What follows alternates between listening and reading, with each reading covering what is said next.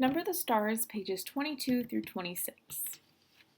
On page 22, I'm beginning below the small break. Anne-Marie was almost asleep when there was a light knock on the bedroom door. Candlelight appeared as the door opened and her mother stepped in. "Are you asleep, Anne-Marie?" "No, why? Is something wrong?" "Nothing's wrong, but I'd like you to get up and come out to the living room. Peter's here. Papa and I want to talk to you." Anne-Marie jumped out of bed, and Kirsty grunted in her sleep. Peter! She hadn't seen him in a long time. There was something frightening about him being here at night. Copenhagen had a curfew, and no citizens were allowed out after 8 o'clock. It was very dangerous, she knew, for Peter to visit at this time. But she was delighted that he was here. Though his visits had always been hurried, they almost seemed secret somehow, in a way she couldn't quite put her finger on. Still, it was a treat to see Peter. It brought back memories of happier times. And her parents loved Peter too. They said he was like a son. Barefoot, she ran to the living room and into Peter's arms. He grinned, kissed her cheek, and ruffled her long hair. "You've grown taller since I saw you last," he told her. "You're all legs." Anne-Marie laughed. "I won the girls' foot race last Friday at school," she told him proudly. "Where have you been? We've missed you." "My work takes me all over," Peter explained. "Look, I brought you something. One for Kirsty, too." He reached into his pocket and handed her 2 seashells. Anne-Marie put the smaller one on the table to save it for her sister. She held the other in her hands, turning it in the light, looking at the rigid, pearly surface.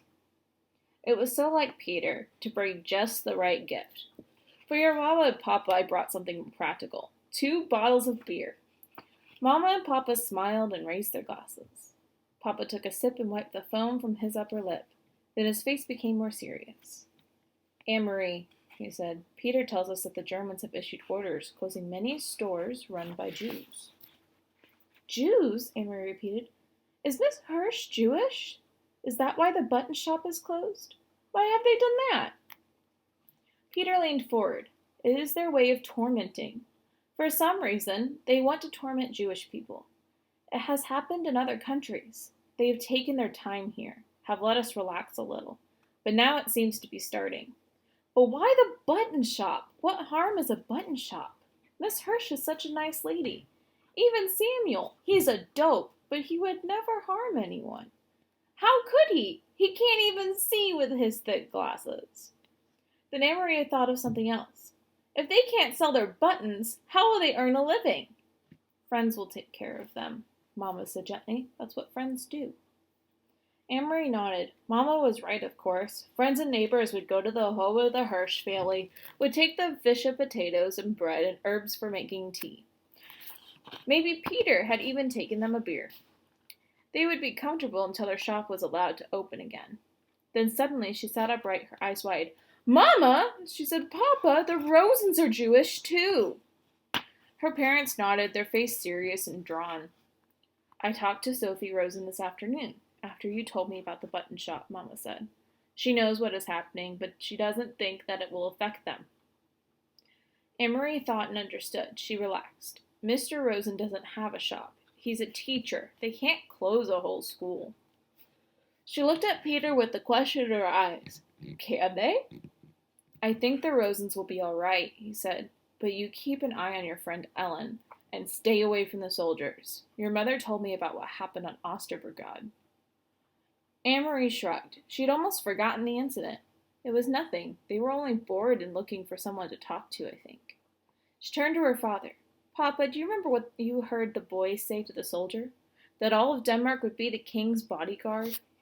Her father smiled. "I've never forgotten it," he said. "Well," Anne-Marie said slowly, "now I think all of Denmark must be bodyguard for the Jews as well." "So we shall be," Papa replied. Peter stood. "I must go," he said. "And you, Longlegs, it is way past your bedtime now." He hugged Anne-Marie again.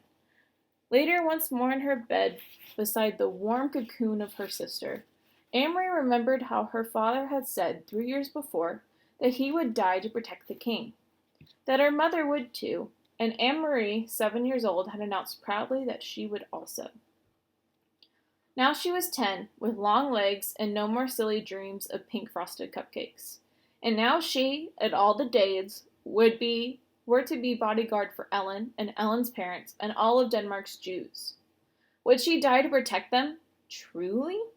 Amory was honest enough to admit, there in the darkness to herself, that she wasn't sure.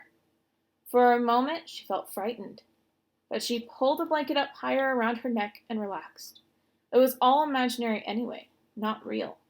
It was only in the fairy tales that people were called upon to be so brave, to die for one another. Not in real life Denmark.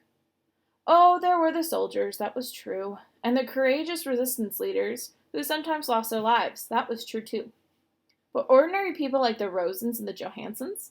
Amory admitted to herself, snuggling there in the quiet dark, that she was glad to be an ordinary person who would never be called upon for courage.